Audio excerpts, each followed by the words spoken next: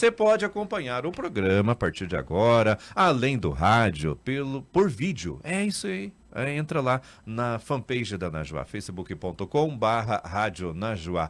O rádio hoje em dia é isso, né, doutor Júlio? Tipo, ele é som e ele também é imagem pelas redes sociais. É um complemento, né, com o outro. Oh, coisa boa. Eu gosto disso, né, porque saber aproveitar a tecnologia a favor, né, daquilo que você faz dentro da tua empresa.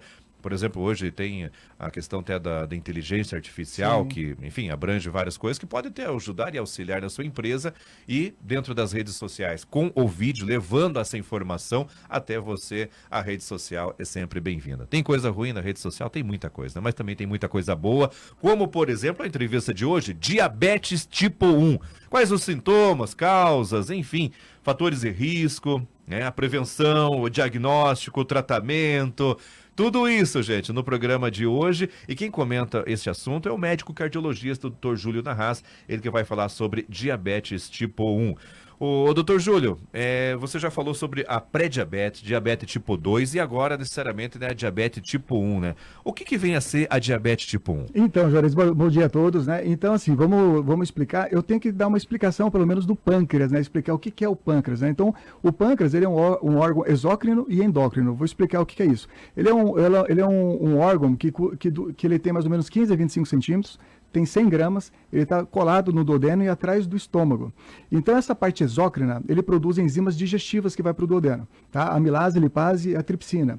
A amilase, ela digere os amidos, né? A lipase, a gordura, e a tripsina, a proteína.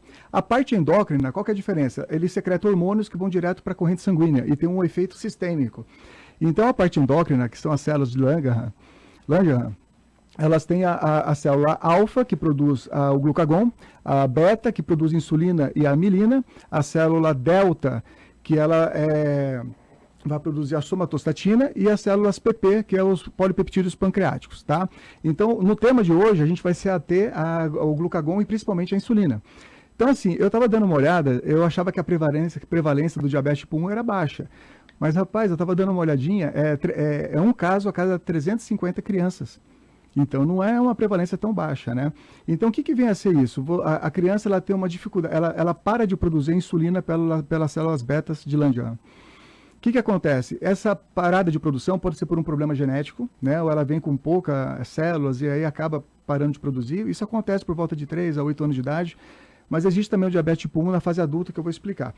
E ela pode ser por uma doença autoimune. Então, assim, o próprio organismo, ele produz anticorpos contra as células betas e vão destruindo as células betas. Ela pode ser por um quadro viral, um vírus que destrói, tá? Uma exacerbação do sistema imunológico que leva a essa destruição, tá? Então, quando você... Depois eu vou falar do diagnóstico e dos sintomas, né? Então, assim, o que vem a acontecer, você tem uma perda da insulina. E o que a insulina faz? Como eu disse no programa anterior, ela pega o açúcar e guarda no fígado, no músculo e depois no tecido adiposo. Como a pessoa não produz insulina, esse açúcar fica na corrente sanguínea, gerando uma série de comprometimentos, tá?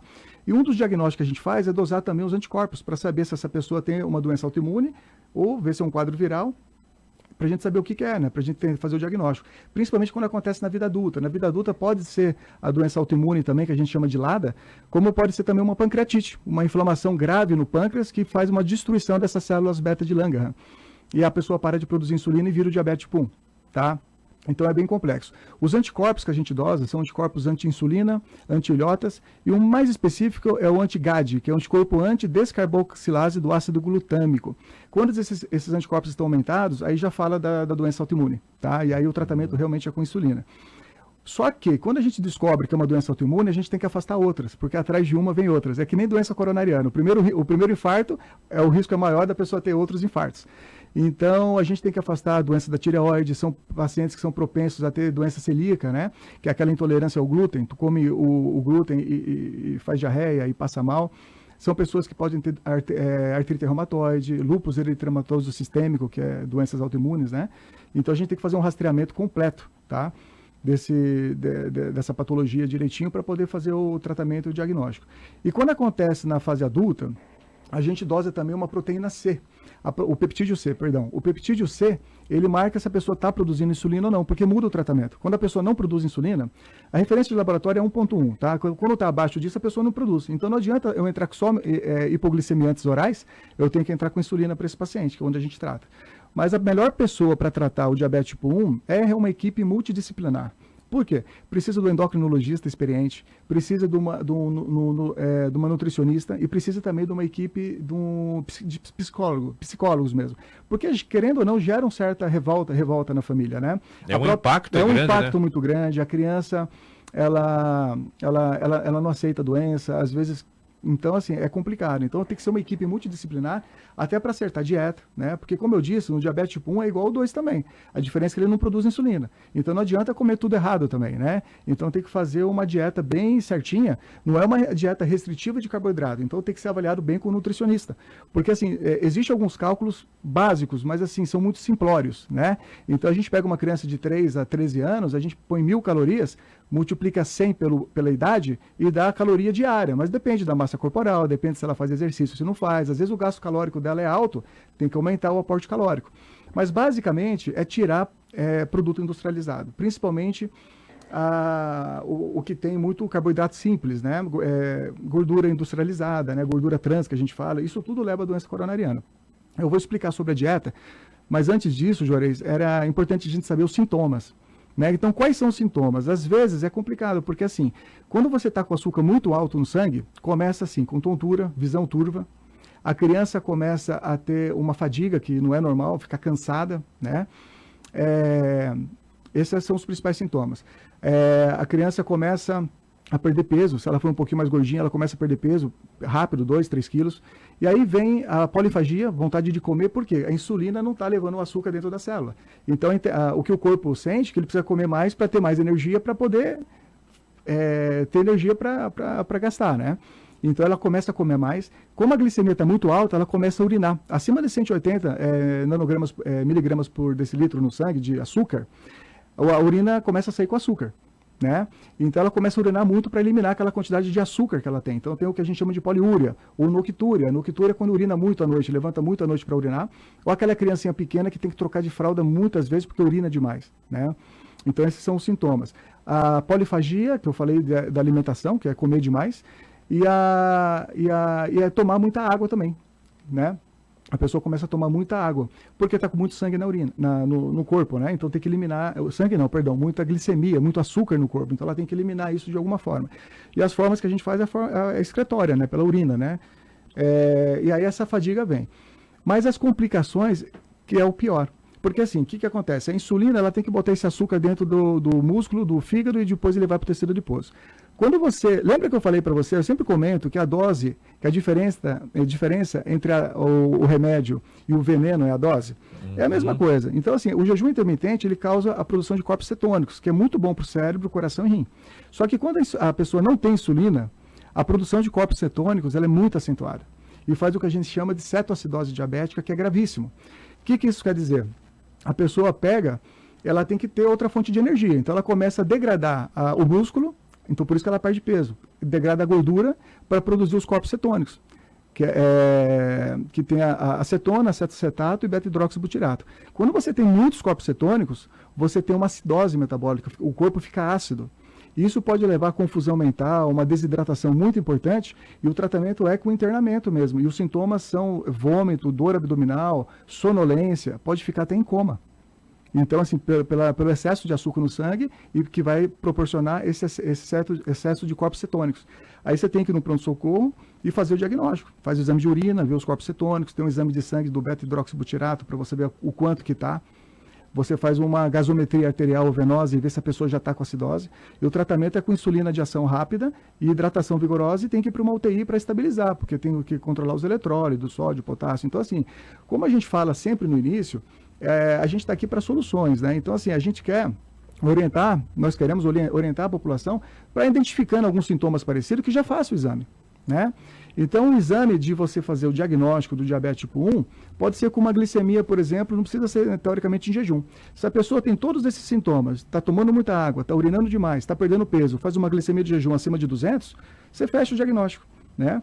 Agora, se for um exame de rotina, de 8 horas de jejum, acima de 126, é provável que seja diabético. Se tiver uma hemoglobina glicada acima de 6,5, né, de 6,5 para cima, já confirma o diagnóstico de diabetes. Aí você vai fazer o rastreio para você ver que tipo de diabetes. Quando é criança, geralmente essas alterações são grandes. A hemoglobina glicária chega a 9, 12, 13. A glicemia de jejum vai para 200, 300. Se você faz uma glicemia, tipo assim, em qualquer horário do dia, vai para 300, 400. Então, o açúcar fica muito alto porque ela não tem insulina, entendeu? Veja, doutor Júlio, então, nesse caso, digamos, a pessoa começa a ter esses sintomas, né, e já começa, liga o sinal de alerta. De alerta. Né, tipo, pá, vamos fazer. Só que tem gente que, mesmo ligando o sinal de alerta, né, vai deixando, né. Se for os sintomas lá, digamos, iniciais da diabetes, ela está numa pré-diabetes, né, ela não se cuidou. Pode ocorrer da pessoa já ir para o diabetes tipo 1, já de cara, e não passar pelo 2, né? Não, a criança, sim, tem dois perfis. Esse que eu estou falando é a criança que não está produzindo insulina, então é grave mesmo, ela vai ter os sintomas graves e ela já vira diabetes tipo 1 de cara. Ela não vai ter o diabetes tipo 2, né? O que acontece é que nós temos também crianças, por estarem sedentárias, por estarem comendo tudo errado, elas ficam obesas. Aí aparece o diabetes MOD, que a gente fala, que é um diabetes tipo de adulto em criança. Aí vem a resistência, a hiperinsulinemia, a resistência insulínica, o pré-diabetes e o diabetes. Aí já é diferente o tratamento também, não é uma doença geralmente autoimune, só que se você não trata, tem a tendência de perder essa produção de insulina pelas células beta de Langerhans, que vai que vai fazer com que esse paciente pode se tornar um diabetes tipo 2. Perdão, tipo 1. Você entendeu? Hoje em dia tem muitos estudos mostrando alguns anticorpos monoclonais para tentar progredir um pouquinho essa evolução do diabetes tipo 1, que eles vão modular o sistema imunológico. Mas eu digo que a melhor forma de você modular o sistema imunológico, uma delas é, lógico, o estilo de vida saudável, uma boa alimentação, mas manter pelo menos a vitamina D acima de 50 nanogramas por decilitro, perdão, nanogramas por ml, porque você melhora o sistema imunológico. É importante estar com a vitamina D aumentada, porque ela modula mesmo o sistema imunológico, além de outras funções que ela faz. Então é importante isso também. Então todo paciente diabético, ele já tem o sistema imunológico comprometido, a grande maioria, mesmo que seja diabético tipo 2. Então a gente tem que intervir com essas mudanças de hábito de vida, de manter o peso adequado, fazer uma boa alimentação, sem ser uma inflamação inflamatória, tem que ser anti-inflamatória. Aí entra as frutas, as hortaliças e muitas coisas. E aí você consegue dar uma estabilizada nessa parte imunológica. Mas existe já estudos com esses anticorpos para tentar progredir a evolução dessa perda súbita de insulina pelas células betas. Você falou que tem aqui no nível de, digamos, a quantidade, melhor dizendo, de crianças que hoje, né, que estão com diabetes, ele já é grande comparado a outro tempo, doutor? Eu não fiz essa comparação, eu estava pesquisando a prevalência. A prevalência deu 350 crianças para 1. Então, assim, a cada 350, uma é diabetes tipo 1. É bastante, né? É bastante. Nessa proporção, né? Sim. Poderia ser bem maior essa diferença de número. E agora, no caso de adultos, doutor, tipo, também essa prevalência, digamos assim? A prevalência é aquilo que eu tinha comentado, né? Porque como a maioria das pessoas, 56% da população está com sobrepeso, então, assim, a prevalência é grande. Então, assim, o que tem aumentado muito é a síndrome metabólica, que a gente fala, que vai virar um diabético. Então, a síndrome metabólica é o aumento da cintura abdominal. Tá? Então, assim, para a mulher é de 80 a 89. Acima de 89, de cintura, você pega uma fita métrica e mede em volta da cintura do umbigo, né? Se estiver acima de 89, já está com sobrepeso. Então, esse é um marcador. Tá? Para o homem, vai de 89 a 102. Tá? Então, assim, acima de 102 para o homem já tem uma gordura visceral, que a gente fala, que já é um risco. Aí, isso é associado à hipertensão, ou a triglicerídeo alto, ou HDL baixo, tá? Ou glicemia acima de 110. Tá? Então, a glicemia de jejum aumentada. Então, isso é síndrome metabólica, que a maioria das pessoas, se você for fazer os exames, tem. E quando você vai rastrear, já está com hiperinsulinemia, e aí é só questão de anos para virar diabético. Porque, assim, você pode detectar desde o início com uma insulina de jejum, de 8 horas. A insulina acima de 8, apesar da referência até 23, o ideal é que ela fique abaixo de 7, até abaixo de 5, com uma dieta boa, né? Low carb, uma dieta mediterrânea, que você abaixa a insulina. Então, outro teste que você faz pode ser o teste insulino-glicêmico, que você faz uma glicose por via oral, né? É tipo um suco, né? Com 75 gramas de dextrose, que é a glicose, e você mede tanto a insulina como a glicemia em alguns períodos. Então, no marco zero, aí você toma essa substância, faz com 30, 60, 90 e 120 minutos. E você vê que a pessoa já tem uma hiperinsulinemia pela alimentação errada. Então, você já começa a intervir ali na mudança, não medicamentosamente, mas de repente, mas já começa a intervir ali na mudança de hábitos, para que esse paciente não desenvolva um pré-diabético ou diabético. Agora, quando você faz o exame de sangue e já dá alterado, a glicemia já está alta, a gente considera o diabético acima de 125, tá? De glicemia de jejum de 8 horas. Mas se está entre 100 e 124, já é pré-diabético. Se a glicada está entre 5,6 e 6,4, já é pré-diabético. A questão de... Você já pode falar que ele é diabético, 6,4, né? É uma referência de 6,5. Então já tem que tratar, porque a gente já sabe que a doença já está ali. A questão é que, ao longo do tempo, com açúcar alto, com a glicemia alta, dá doença arterial. Então é microvascular. Começa com lesão renal, problema de visão, como eu disse, um diabetes tipo 2, que a gente tem que fazer o rastreamento. Então já tem que ir direto para o oftalmologista fazer um fundo de olho para avaliar se já tem algum comprometimento ocular, né? Uma retinopatia. A gente faz o exame de urina, que a gente pede uma urina de jejum, para você ver a proteína na urina, chama o exame de microalbuminúria, que é uma relação entre a albumina e a creatina, tá? Em miligramas por grama. Se der abaixo de 30, não tem lesão renal. De 30 a 300, tem uma microalbuminúria. E acima de 300, macro. Então, uma lesão mais grave. Então, você já tem que fazer o rastreio porque muda o tratamento, né? E aí, avaliar também doença coronariana, porque 10 anos, tudo descompensado, a chance de ter uma doença coronariana na macrocirculação, o risco do AVC, do infarto é alto. E isso serve para criança também, porque assim, vai evoluir com aterosclerose, que é a calcificação dos vasos, com a glicemia alta. Lembra que eu comentei que a hemoglobina glicada é o quê? É uma caramelização da proteína. A hemoglobina leva oxigênio para toda a célula. Então, quando você tem ela cheia de açúcar, você tem uma fadiga, um cansaço, porque você não tem oxigenação celular.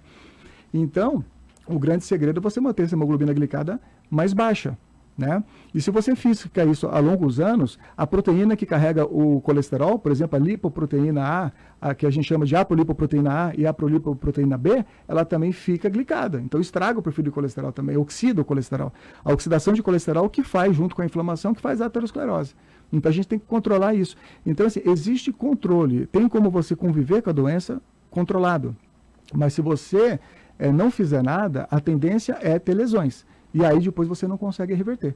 Então tem risco de perda de visão, tem risco de fazer uma insuficiência renal, ter que fazer diálise, aí tem que fazer transplante, se for uma criança, vai fazer transplante renal. Então, assim, tem seus riscos, mas tem como você controlar direitinho, entendeu? Hoje em dia tem tratamento para criança também, por isso que o endocrinologista é importante, que você faz o monitoramento contínuo da glicemia, né? Tem alguns aparelhos transdérmicos que você usa, que vai monitorando a glicemia, e você tem também a bomba de infusão de insulina, que fica mais prático. Depois eu vou falar do tratamento. Mas ajuda bastante no controle. Mas o grande segredo é a alimentação também. Porque se você come tudo errado, esse pico glicêmico que dá depois da refeição, acima de 180, faz aumento da hemoglobina glicada, piora o perfil de colesterol. Então, assim, a gente tem que controlar a glicemia de jejum e a glicemia 2 horas depois da comida, que são os horários principais que a gente tem que monitorar o diabetes, né? E aí a hemoglobina glicada, ela dura 120 dias no sangue, né? Então a gente faz o monitoramento a cada 3 meses. E a tendência é a gente manter essa hemoglobina glicada abaixo de 7, preferivelmente abaixo de 6,5.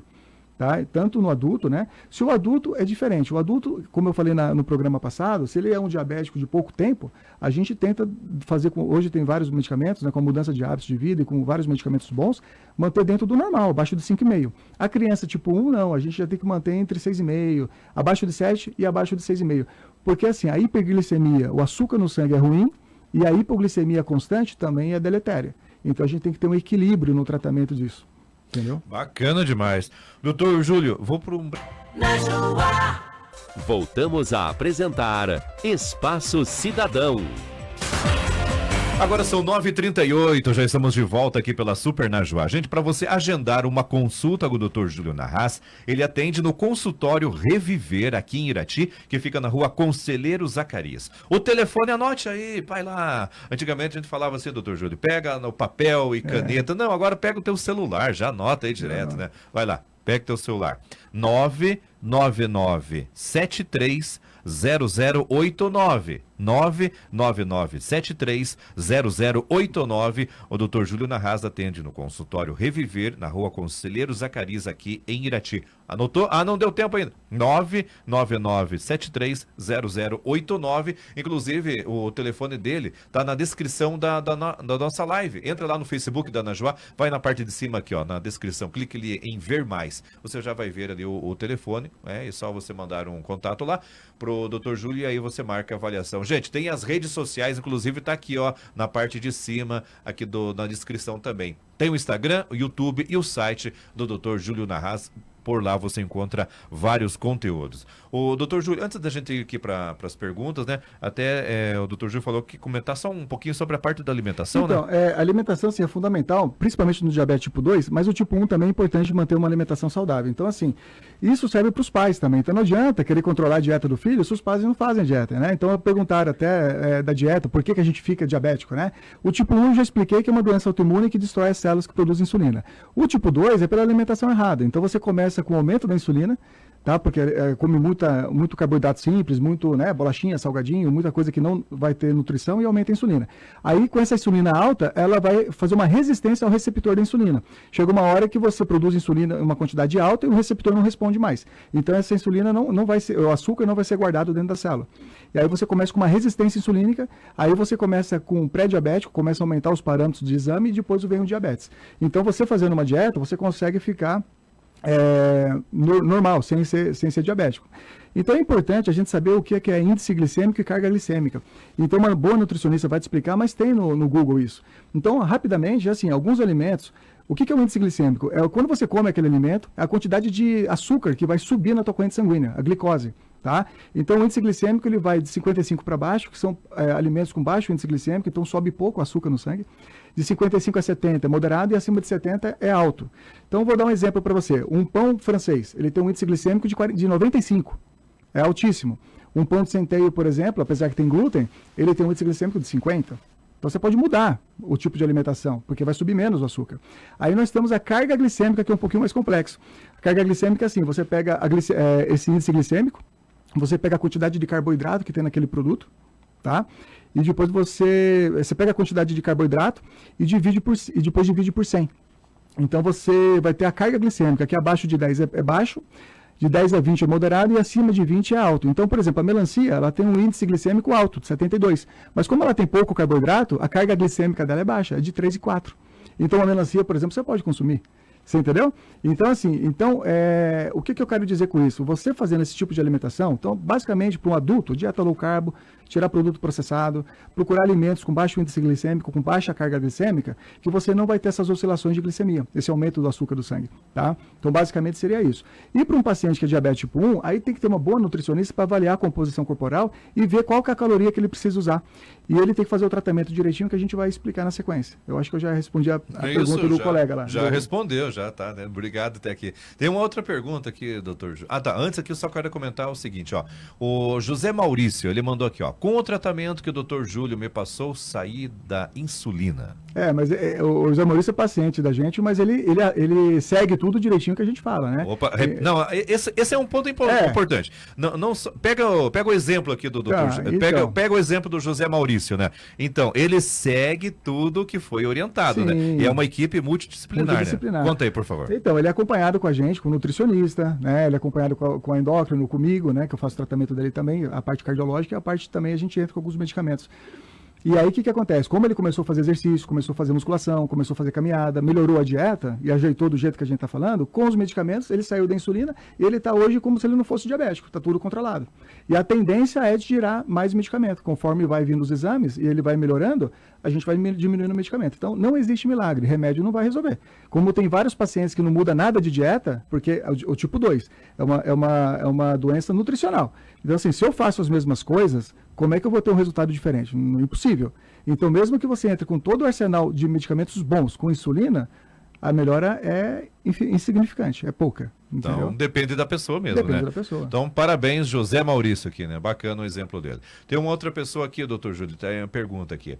Bom dia, eu tenho 62 anos, 120 quilos, e agora apareceu a diabetes. Ela mandou até aqui que foi 240 e ela mandou que a pressão tá alta dela também. Então, Juarez, é que a gente conversou. Quando faz o diagnóstico do diabetes, esse paciente já é pré-diabético ou tem uma hiperinsulinemia no mínimo de 10 anos. Então é crônico, então isso tem a ver com a obesidade, tem a ver com o sedentarismo, com a falta de exercício, então aumenta a pressão, a obesidade aumenta a pressão sim. Então vai ter todo um tratamento para fazer, tem que avaliar a doença coronariana, porque tem um risco alto de doença coronariana, Em alguns casos a gente indicaria, mas isso aí depois que a gente tenta fazer o tratamento e não melhora hábitos, nada, uma cirurgia bariátrica que poderia ajudar.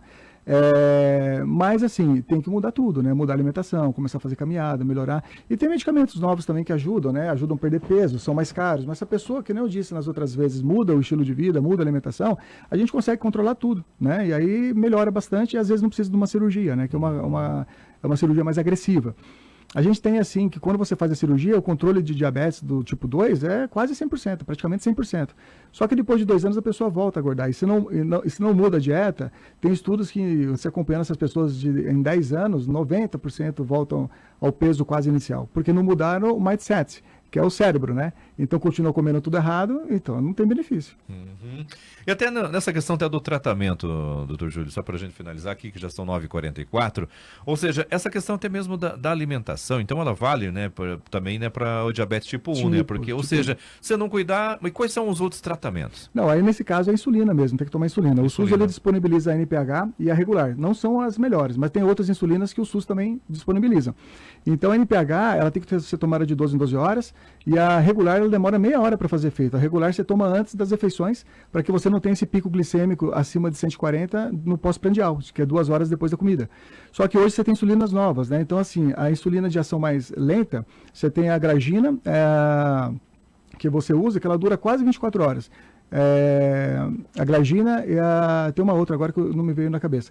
Tem uma outra melhor ainda, que é a degludeca, que ela dura 24 horas, podendo estender até 42 horas. Então, assim, ela é de ação ultralenta, que é uma das melhores porque evita a hipoglicemia, tá? E as de ação rápida, as parte lispro, elas começam a fazer efeito de 1 a 5 minutos, tem um pico de 1 hora e elas duram de 3 a 4, para evitar esses picos glicêmicos no pós-prandial, que são mais fáceis de usar. Então, hoje em dia, a gente usa uma insulina de ação lenta, que a gente chama de insulina basal, e essas bolos para que você não tenha o pico de glicemia no pós-prandial. Tá? É Detemir, agora eu lembrei. Então, a glagina e a Detemir, que dura mais ou menos 24 horas, e a degludeca é uma das melhores. Então, o tratamento é com insulina, mas tem que acertar a dieta. Porque, assim, se a pessoa come tudo errado, ela fica variando muito. Então, assim, uma refeição ela faz uma hiperglicemia, na outra refeição ela faz hipo, porque ela está com uma dose alta de insulina. Então, tem que ter um padrão de dieta. E finalizando rapidinho, não esquecer da vitamina D e não esquecer das vacinas, tá? Esses pacientes, principalmente tipo 1, criança, tem que ser tomado vacina. Então a gente sempre passa a pneumococo 13 valente, depois a gente faz a pneumococo 23 valente, e aí tem que repetir com 5 anos, e depois dos 60 repete. Fazer a difteria tétano coqueluche a cada 10 anos, alguns pacientes a gente faz também a herpes zoster, que tem que fazer. E a 23 valente não tem pelo SUS, assim, no município não tem. Você tem particular por R$250, mas tem o CRIA, que é o sistema do Estado de imunobiológicos, que você consegue essa vacina pelo Estado. Então, assim, não tem justificativa de não fazer. Porque são pacientes suscetíveis a infecções oportunistas. Então, assim, não quer dizer que não vai pegar uma pneumonia, mas se pegar vai ser menos grave. E lembrando que qualquer infecção, qualquer virose, descompensa a glicemia, e alguns medicamentos também descompensam a glicemia. Corticoide, anti-inflamatório, tá? Beta-bloqueador, para paciente mais adulto que tem hipertensão, propranolol é horrível, atenolol são medicamentos que pioram o perfil metabólico, aumenta o colesterol, principalmente o triglicerídeo, piora o diabetes, piora a tireoide. Então, assim, tem que saber usar as medicações.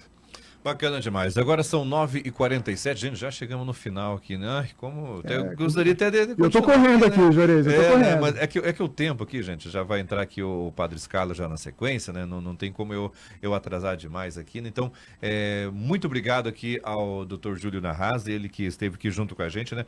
Falando sobre diabetes tipo 1, né? Os sintomas, causas, as abordagens, né? Sobre os tratamentos, né? Pessoal, você pode rever o programa, tá? Acessando a fanpage da Najuá, facebook.com/Rádio Najuá. Para você marcar uma consulta com o Dr. Júlio Narraz, é no consultório Reviver, aqui em Irati, na Rua Conselheiro Zacarias. O telefone 999730089. Doutor Júlio, muito obrigado pela sua presença, e agora só no mês que vem. Ah, calma, já tá aí, né? Amanhã, né? A partir de amanhã, no mês que vem. Obrigado, doutor Júlio. Obrigado a todos, obrigado, Juarez. Um excelente final de semana aí, já estamos quase perto de sexta, né? Um abraço. Valeu. Agora são 9h48, muito obrigado pela sua audiência e até amanhã.